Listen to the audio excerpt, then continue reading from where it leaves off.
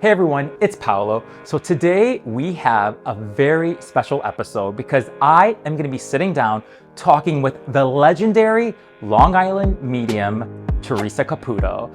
I am so excited because I've been waiting for this moment. We're going to talk about her podcast, Hey Spirit, and that she's going on tour this spring and summer. I mean, so much to talk about. So I'll see you guys in Long Island with the one and only Theresa Caputo. Spoonful of Paolo, here we go.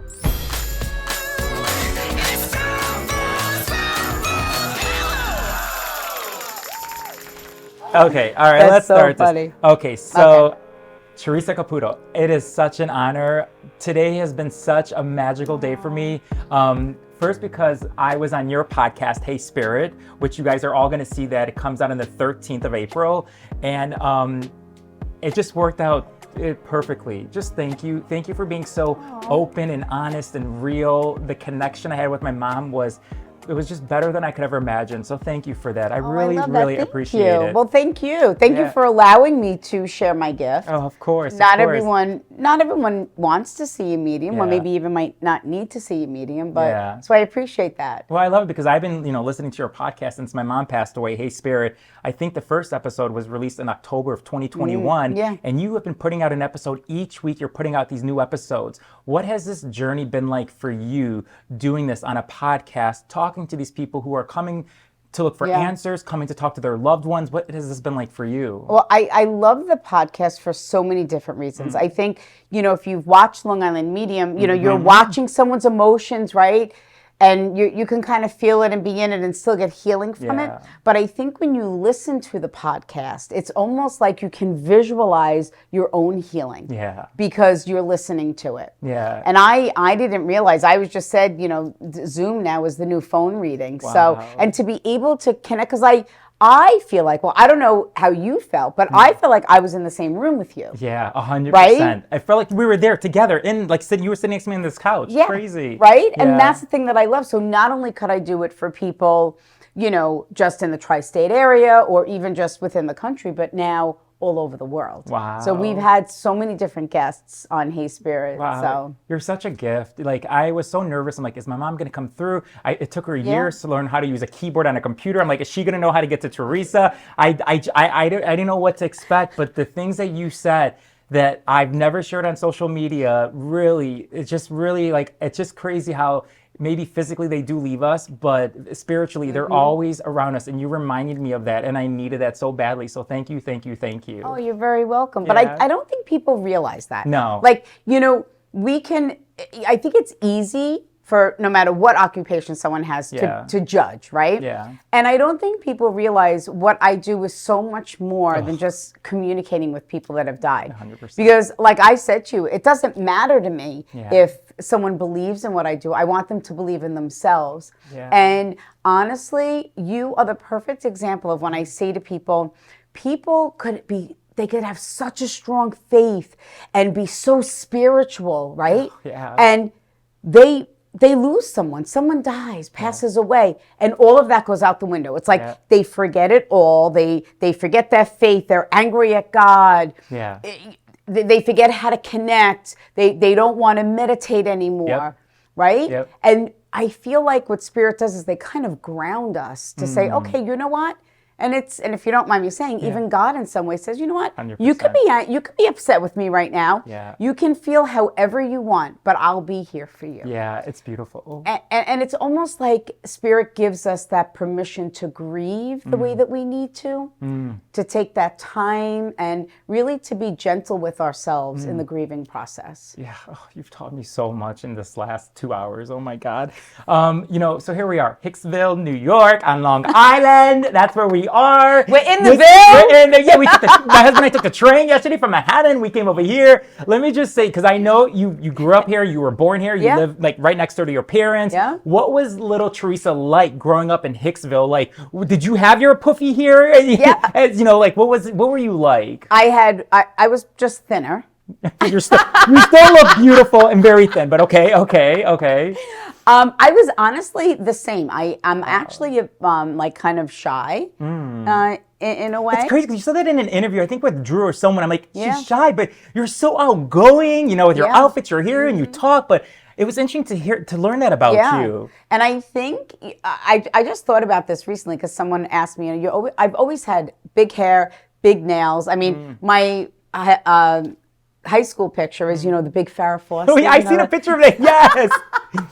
Always had the long nails, and I don't know, maybe in some way that always made me feel maybe more secure. I don't know. Growing up, and always I was like, oh, you made this brand, and I'm like, I didn't make no brand. I'm like, this is me. This is you. This is who you always were, being your authentic self. Yeah. I mean, I just always loved fashion, always loved designer things. My mom would always say, I don't know where you came from. You were born with a label on your head. Like Louis Vuitton, Gucci, Chanel. She's like, I don't, and none of that. And my grandmother, we always used to say, you have champagne taste but a beer pocket. Wow. Oh my God, it's so true. And then you're 4 years old. That's the first time you started hearing and seeing things.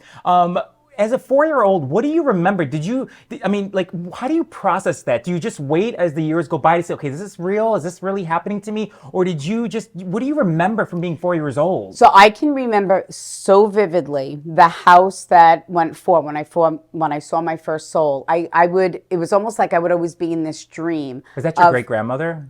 My great-grandmother was always standing at the end of the bed. And I didn't realize it was my great-grandmother until I was almost 30. And was that when you went to your grandma's house and you asked her, who's this picture? And then she said, that's your great-grandmother. And that's when it hit you like, oh, this is the lady who's been watching me like at the end of the bed. Right, but wait, you have to realize that was my grandmother, right? Who I was at her house probably every other day. Wow. I lived there when I was 5. Wow. This picture was always out. And for some reason, it was while I was going through my gift, understanding it. And I'm looking at the picture. I'm like, Graham, who's this lady? And she's like, that's my mom. And I'm like, that's the woman that would stand at the ends of my bed at night. God. And my grandfather, was like, yeah, she was as high as wide. My grandfather had a lot of funny words. Description. Yeah.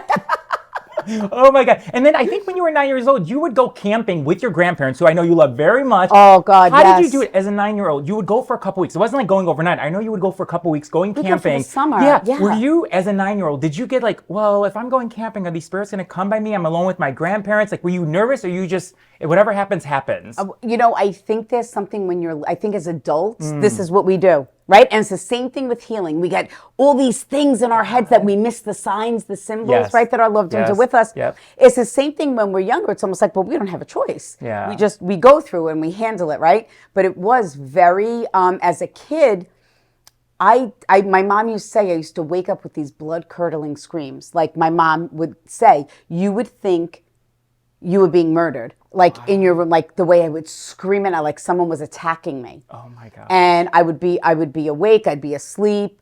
I really didn't sleepwalk. I wasn't a sleepwalker. It was just this, almost like I would just be sitting up paralyzed and just screaming. Oh my God. And I wouldn't remember much, but I would remember being scared at night.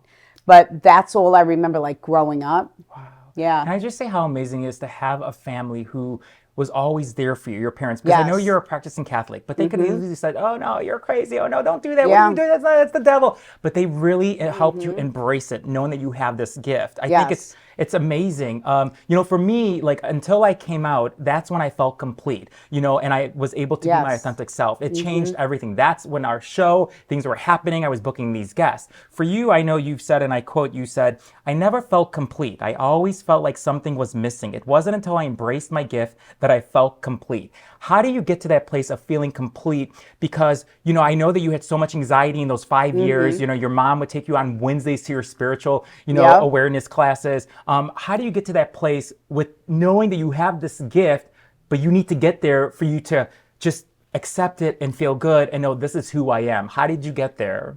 Just week by week, just learning about my gift, really understanding it, of what really was happening with me. But I didn't realize it was really until I put my gift in God's hands. And I said, if this is my soul's journey, then I will walk through every door you open for me with my gift to help people embrace life and to be able to release these burdens and guilt. And here I am. And that's when I felt complete. Oh my God. And I am very blessed. I know. I come from a very spiritual family on both sides, and very supportive family. And at the time, my ex-husband, he had survived a brain tumor. My grandparents, I only lost my grandparents. I was in my 40s. You were in your 40s, right? When I lost my grandparents. So losing my grandparents, well, it was like losing my parents. Wow. And, so here I am. I have all of these blessings.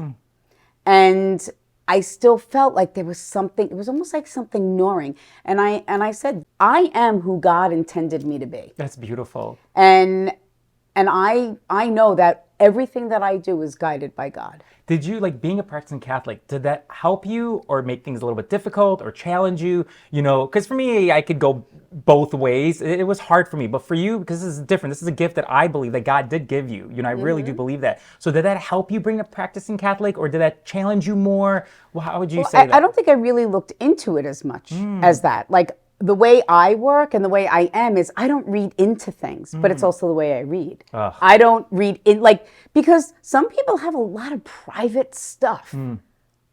I don't care. Obviously, I do care. It's not that I don't care. I know. It's none of my business is what I mean. Yeah. Like, it doesn't matter to me. I have certain little things that Spirit will show me if someone wasn't treated properly. Yeah. Like, I learned how to deliver certain things with with dignity and grace. Wow. And see, this is what happens. Like, this happens. Is someone coming to you? This is what happens to me. I know it happens. You knew it. You knew it. I know. I don't know. But you saw it in my brain, right? It's I saw something going on over there. Something happens, and I think like nobody knows what's happening to me, and I'm like, oh shit, he knows something's happening to me right now. First of all, I'm a big fan of yours, and I've seen you do so many interviews, and I know that when you're talking, that sometimes the spirits, they come to you because we have we have 3 other people in here, so we all know someone, like who's passed away. So they're all trying to tell you something. But you know what? Sometimes, this is the other thing. Sometimes not everyone always has to come through with a message. You know what I mean? Someone could be so spiritual, love what I do, but that doesn't mean that they want to communicate with their loved ones. Yeah. It could have just been your mom, like, kind of coming through, really, coming closer and feeling that. And, did your mom like comedians? Yeah, she loved the Three Stooges. Because I'm like, who are you with? Because I'm with all the comedians. My mom always laughed. She would always watch funny stuff on TV show. Funny. Yeah, she was, oh my God, this is so crazy. But you see, I could feel something, but it doesn't mean that she might not necessarily have something to say. I think she just validated her presence. Yeah, I got it. I totally got it. Oh yeah. my God.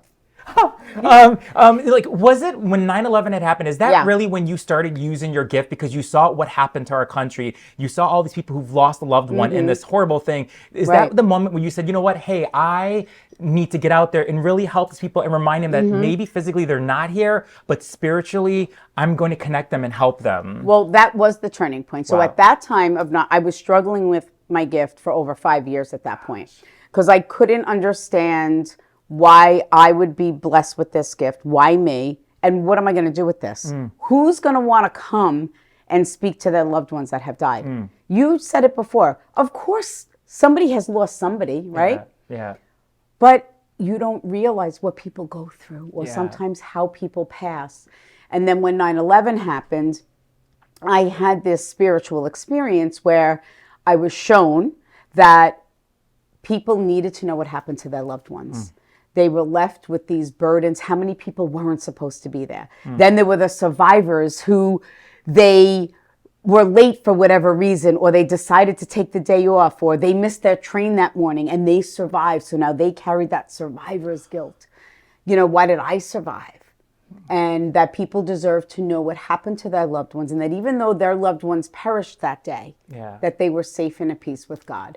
And that's when I put my gift in God's hands, and here I am. And here you are. That was something that I still get very emotional about it because I felt that it was one of the most important things that I was able to do with my gift was to do that 9/11 special. So if you haven't seen it, I'm sure you can find it. But it really was because it showed, like, even 20 years later, how people were still searching and needing, and more importantly, wanting healing. Because I don't think it makes it easy. No. Whether if someone's gone a year or 40 years. you still miss that person every single day of your life.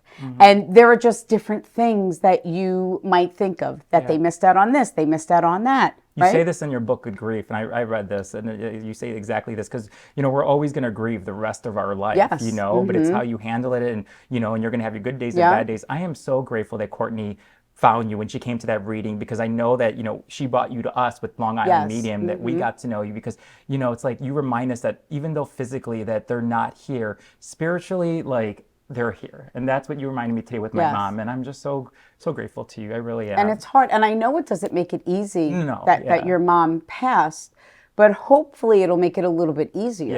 Yeah. Still with every day that passes, every moment, every milestone. Yeah. And I can say this, like I'm getting emotional. Like I don't even want to think about the day that I lose one of my parents.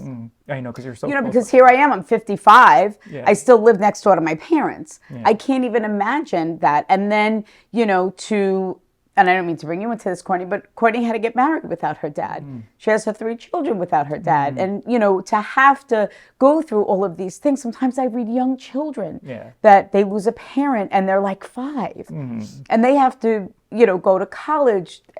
It's just, there's just so many things that people don't realize. Yeah. And I think the thing that bothers me, and I'm even going to say that that's hurtful, is that people will look at me and say that I would take advantage of someone's grief. Wow.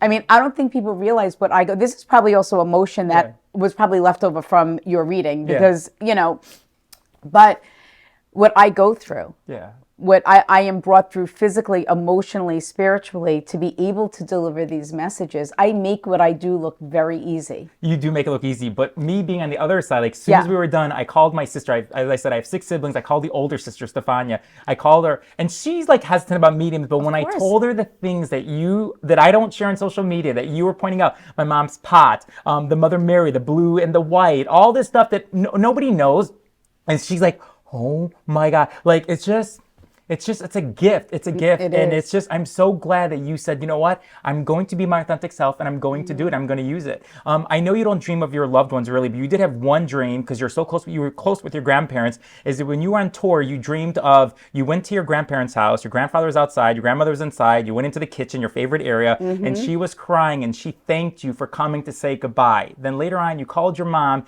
to say, Mom, I had this dream, and you were on tour. And then what did your mom tell you when you told about that dream, that I was at the house and Grandma said, thank you for saying goodbye? What did your mom say to you? That they just put the house up for sale. That same day? That same day. Woo! That story just took, I don't know, it was a while ago when I remember hearing that. I'm like, that is just like... Because it was the only dream or visitation that I had. And my grandparents were the original owners of the home. When my grandfather served in World War II. And when he came back, they purchased a home in Hicksville. That was the house. And it was very, very hard to decide to let that house go. But it was the right thing. It was the right thing to do. It was the right thing. And knowing that dream validated what your grandma told you. I didn't know. You didn't know exactly. How are you? Yeah, exactly. I had no idea that they decided, because they were renting the house. Because what happened is my grandfather, when I was telling you about my grandfather. Yes. When he was in rehab, and he was going to be there for a while, so they decided to rent the house. Yeah. And I didn't know that. Yeah. That they were then decided to sell the house. And it was this moment of where, my grandma was like, it's okay.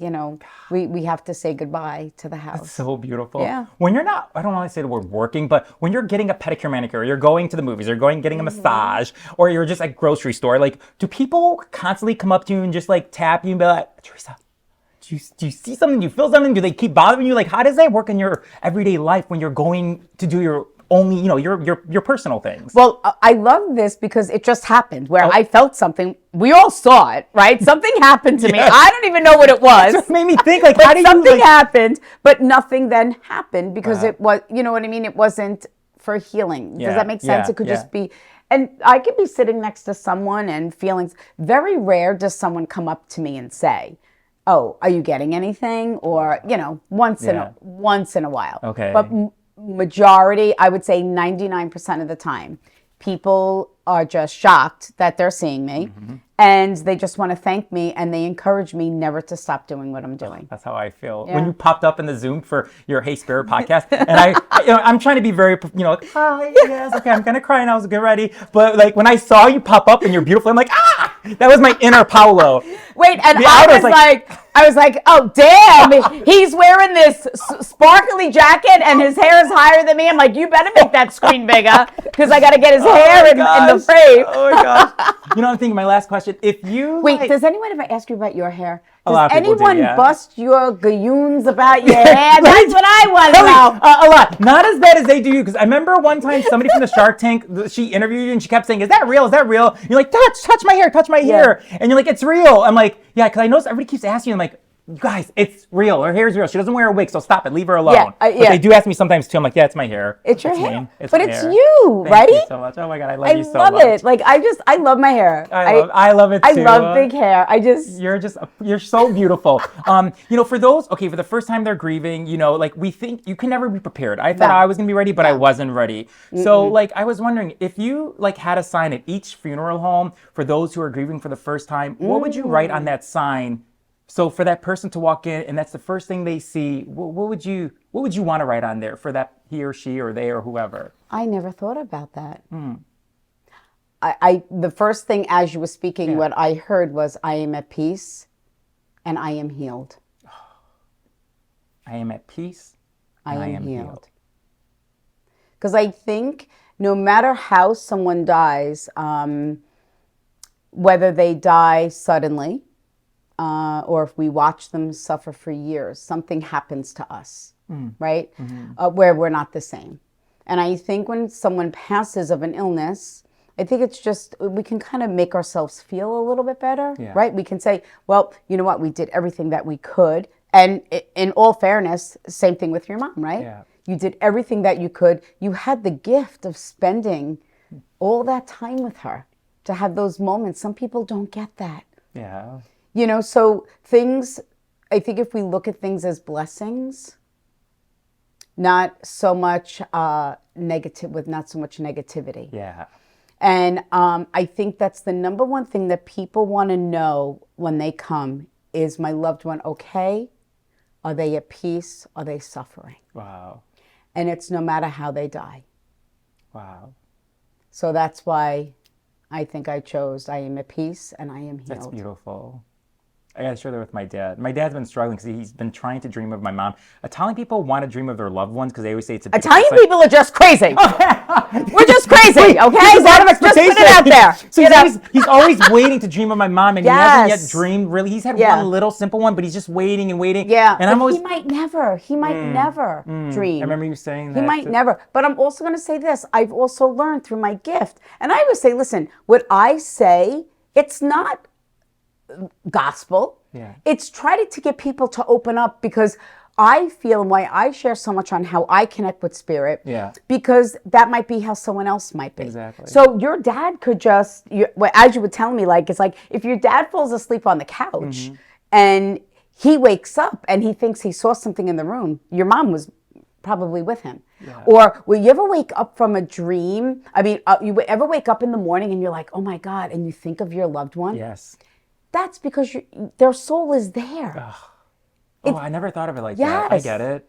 Yeah, because think about it. If like there are some times like I'll wake up and I'll think of like my Uncle Julie who died like 30, almost 40 years ago. And it's like, why was I thinking of him? And I know I had a visitation from him, even though I don't remember the experience, because a lot of times, think about it, we don't remember our dreams, right? Yeah. They say we dream Sometimes every it's night. so hard to remember, but I just can't remember. I don't remember my dreams. Yeah. So when you remember something, Yeah. and especially if it's vivid, it's a visitation. Wow. Even if you just wake up with the feeling that you were just with someone or you just thought of someone, know that that's their soul. That's a sign. This is my other thing. I wrote about this in Good Grief. Who says that a sign has to be this, and this, or you have to have a dream? Sometimes we think of it being structured, of what we were told it should be like this, but just take it, make it, break it. And then Exactly. Like, I feel like everything is kind of like a guide. Yeah. And then it's up to you. I always use this example. It's like having children. You're handed a case of formula and this new life. And it's like, okay, have a new life. Good luck Yeah. with this precious blessing, like, right? yeah. You don't know what to do, so what do? You listen to your mother-in-law, your parents, your cousins, your grandmother. They're all telling you what to do. And what do you do at the end? You do what you feel is right. It's exactly what I did with you to come see you. Because I have some relatives who would say, don't, no. If someone said yes. But at the end, and I said, You do what you feel is right. I did what I felt was right. And I knew that I was supposed to be here with you, being with you on your podcast, Hey Spirit. And it's the same thing with grief. Yeah. You grieve how you feel that you need to. I tell people, as long as you are not self-medicating yourself and not harming anyone else, then you grieve your loved ones the way that you feel that you need to. And if you are struggling with that, there's help out there. Yeah. Ask for it, reach for it. It might not be a medium. Yeah. You know, and I'm just going to say this. What was so awful that happened between you and I when you had the reading? Nothing. Zero. It was beautiful validation that your mom's soul is with you. Acknowledge things that were kind of holding you back from healing. And then validating it with her personality. Yeah. I mean, I was dying. I ran down. I told my assistant, Lindsay, I'm like, his mom was so funny. She was bragging, and I was like, "Who's this woman?" And she looks at me. She goes, "I don't know. I just met that's her. my mom." And I'm bragging about my son." And he's like, "That's what my mom would do." But those are the things that I love because no matter what people, and I don't look at it as negativity or being skeptical. I just look at it as people don't understand. Yeah. And sometimes we fear what we don't know, right? Yeah. So kind of like when I went on Space Mountain and. I was fearing that ride and I feared it. I think I almost had a diarrhea attack because it was so dark and so loud. But you did it. But I did it. You did it. Yeah. We got something for you. We wanted to get you because you remind us all, like I said earlier, that you remind us all that even though the person has passed away physically, that spiritually they're here. So this is for you, a little something. What? A little something. Okay, I don't think it's a little something because it's a blue box. It's the blue box. Okay, something for you, and it's my way of thanking you for everything you did for me today.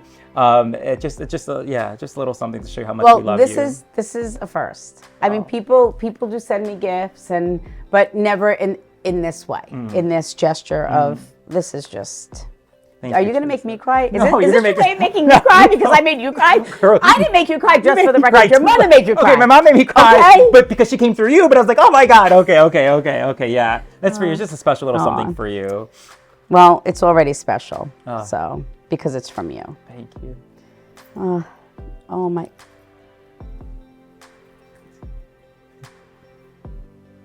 This does mean something to me. So thank you. It's the infinity sign. Yeah. So to infinity and beyond. Yeah. That's what you helped me with today with my mom.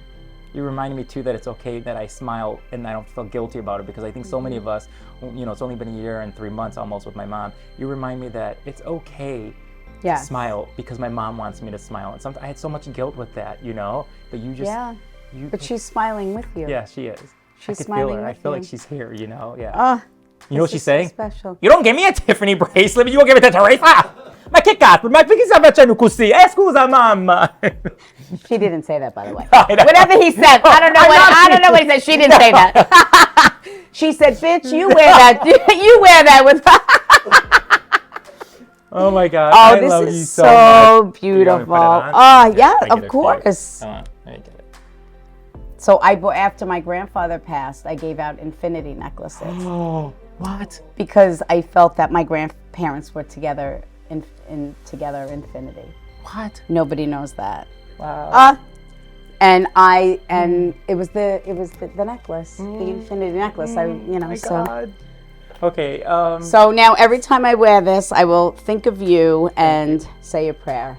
And think of me when you go on your big tour. I know you got a big tour coming up. It's going to be amazing. You're going to be in London this summer too. I mean, this is a lot of beautiful things are happening to you. And I know I speak for so many of us and so many of the people who haven't even seen you in person or met you, but they just seen you on the shows or seen your readings. I say thank you for all of us because you truly are a gift. You made me feel so it's okay to keep moving forward. And you're just a beautiful soul. You're a beautiful person. You. And I love you. And I thank you so much. Okay. I mean, that means the world to me. Oh. I appreciate that so much. Thank you. Oh my God, this is so crazy. You all are so nice. Get out of here. There's too many spirits in this room. I just want my mom to be here.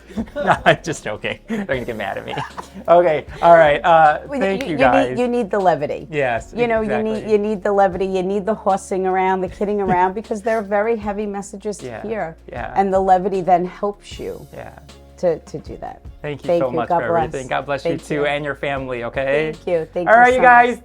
Give a big thank you to Theresa Caputo. Give us a thumbs up. If you don't like it, then go to the next video. That's what I always say. Don't give us a thumbs down. There you go. Okay. All right. Bye, guys. Thank you so much. And a Bye-bye. special thank you to you. Really, thank you. Thank you. Thank you so much. We did it.